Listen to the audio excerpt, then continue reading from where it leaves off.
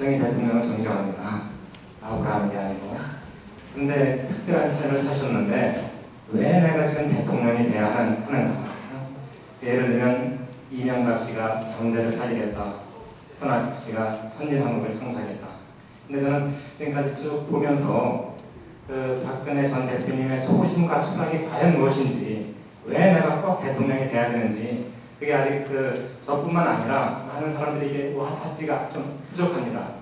그거에 대해서 왜 내가 정말 대통령에 대해서 한국을 해야 할 소신과 철학이 무엇인지 그걸 좀 듣고 싶습니다. 왜 내가 꼭 돼야 되냐 하는 건 좀 어폐가 있다고 생각합니다. 이거는 민주주의 사회에서 국민의 선택을 받아서 하는 거지 내가 꼭 돼야 되고 뭐 그런 거는 아닙니다. 근데 왜 제가 이런 좀 후보로 나서서 국민의 어떤 그 동의와 신뢰를 받아서 좀 나라 일을 해보고 싶다 하는 생각을 제 꿈으로 갖게 됐느냐 하면, 저는 나라가 불행해지고 또 국민이 불행해지고 이런 것을 저의 불행으로 받아들이고 있습니다. 그래서 지난 1997년에 IMF 사태로 그동안에 정말 우리를 앞서간 많은 분들이 피땀으로 그 잿더미 위에서 일으킨 우리나라가 이렇게 막 무너져 내려갈 때 도저히 참을 수가 없었습니다. 내가 이런 때에 가만히 그저 그냥 조용히 편안하게 나 혼자 살자 이런 게 용납이 안 됐고, 또 그러다가 나이 들어서 그냥 그때 어떤 아무 노력도 안 하고서 그냥 이 세상을 끝나는 거는, 그런 자책은 제가 견디기가 힘들었습니다. 그래서 내 작은 힘이지만 나서서 나라가 다시 방석 위에 올라서는데 뭔가 어떤 기여를 할 수 있다면 그게 내 보람이다, 살아가는 보람이다, 이렇게 생각을 해서 정치에 들어오게 됐습니다. 실제 저뿐 아니라 이 자리에 계신 모든 분들도 마찬가지라고 생각합니다. 그 개인의 진정한 행복이라는 것은 저는 나라가 안전하고 편안하고 잘 살고 이렇지 않으면 진정한 개인의 행복도 없다고 생각합니다.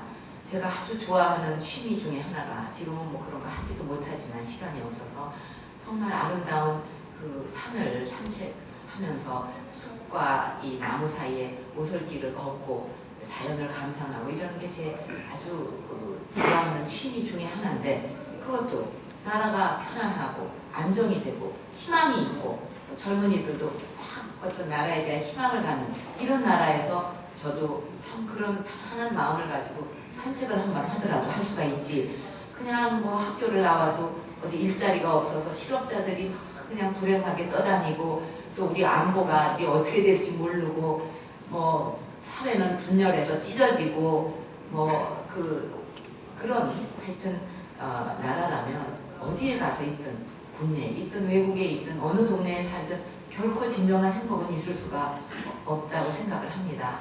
어머니가 부모님이 알아 누워 계시다 그러면 막 옛날 같으면 뭐 산삼도 캐오고 뭐 하여튼 자기 몸 안아주고 다 해서 어떻게든지 병을 치료해 드리고, 그래서 다시 일어나셔야 그 자식이 행복한 거 아닙니까? 우리가 조국이라고 하는데 이 조자가 그런 조상 그거 아닙니까?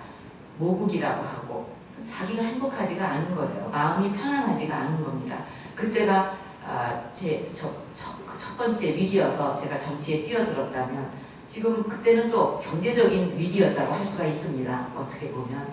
근데 지금 또 제2의 위기를 겪고 있는데, 이거는 경제만이 아니고 뭐 민생의 위기는 물론이고 또 안보의 위기, 사회 분열과 갈등의 위기, 뭐 이런 것이 종합적으로 이렇게 복합된 이런 총체적인 위기입니다. 그렇기 때문에 기왕 정치에 들어와서 이렇게 나라 일을 하자고 했을 때, 제가 정치의 목적은 누가 뭐라 그래도 간단하게 이거라고 생각합니다. 국민을 잘 살게 하고 편안하게 하고 안전하게 하는 것, 그거 이상으로 더 정치의 목적을 설명할 수는 없다고 생각합니다. 그러면은 이렇게 나라가 위기에 빠졌을 적에 그렇게 만들어야 된다 하는, 그것이 제 개인의 꿈이기도 합니다. 그래서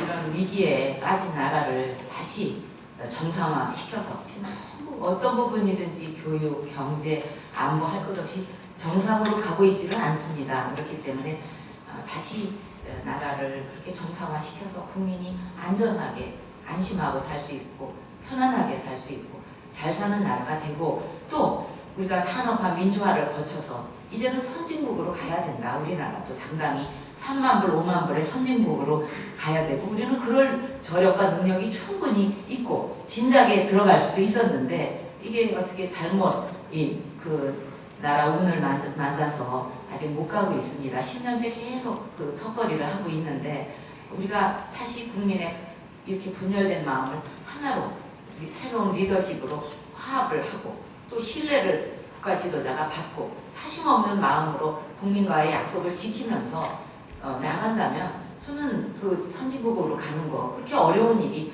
아니라고 생각합니다. 또 지금은 옛날 개발 시대에는 너무 우리나라가 아무것도 없었기 때문에 국가가 전부 끌고 갈 수밖에 없었습니다. 자본도 없지, 기술도 없지, 뭐 어떤 노하우도 없었으니까 이제는 우리나라가 세계 GDP 규모 12위에 그런 다른 많은 나라가 부러워하는 그런 경제 규모를 가졌습니다.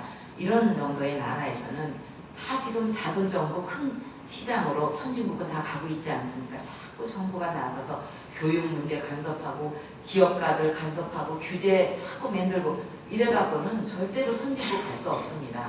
최대한의 민간에게 자유를 주되 그 대신 책임을 지도록 하고 국가 지도자는 경제에 대한 철학과 원칙 또 교육에 대한 철학과 원칙 이런 거를 가지고 그 안에서 모든 사람들이 자율성을 가지고 창의력을 발휘할 수 있도록 해야 된다. 그렇게 하려면 사심 없이 국정에 임해야 된다. 이제 그런 생각을 저는 갖고 있습니다. 그런 일을 해서 나라가 정말 선진국 되게 하려면 역량이 있어야 되잖아요. 그렇기 때문에 제가 국민들께 한번 그런 기회를 주시면 제가 반드시 그런 나라 만들겠다. 지금 뭐 당과 나라를 비교할 수는 없지만 한나라당도 완전히 없어질 뻔했습니다. 그랬는데 제가 사심 없는 마음으로 제가 대표로서 갖고 있던 모든 기득권을 다 버리고 오로지 당이 다시 신뢰받는 정당이 돼야 된다. 이런 목표 하나를 가지고 아주 불철주야 우리 그 의원님들과 당원들과 노력을 해서 그때 7% 있던 당 그 신뢰도가 지금 제가 대표 물러날 때 50%를 넘나들었습니다. 그런 그 사심 없는 마음으로 일을 하면 당을 구했듯이 나라도 그런 마음으로 구할 수 있다. 저는 그렇게 자신이 있습니다. 그렇기 때문에